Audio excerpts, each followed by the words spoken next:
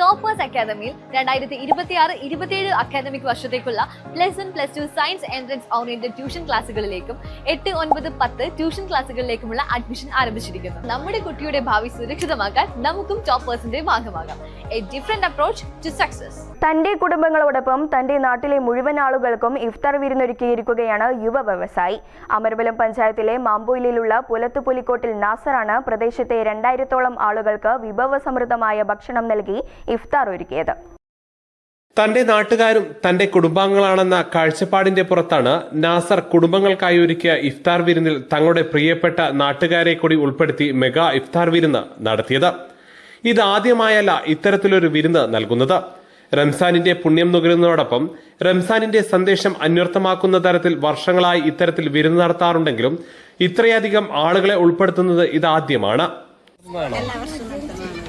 ഈ വർഷം കുറച്ച് കൂടുതൽ ആൾക്കാരുണ്ട്.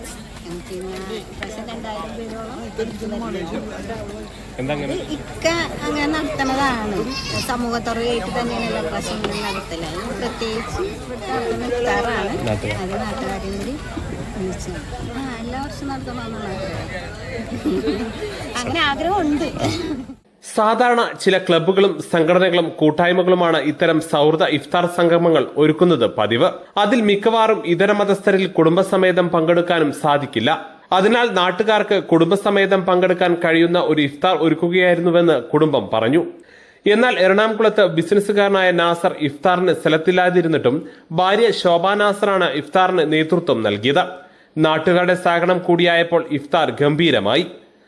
മാമ്പോയിൽ എന്ന ഗ്രാമത്തിലെ ജാതിമത പ്രായഭേദമന്യേ പ്രദേശത്തെ കുടുംബങ്ങളിലെ എല്ലാവരും ഇഫ്താർ വിരുന്നിൽ പങ്കെടുത്തതോടെ ഒരു ഗ്രാമത്തിന്റെ വിരുന്നായി നാസറിന്റെ ഇഫ്താർ മാറി.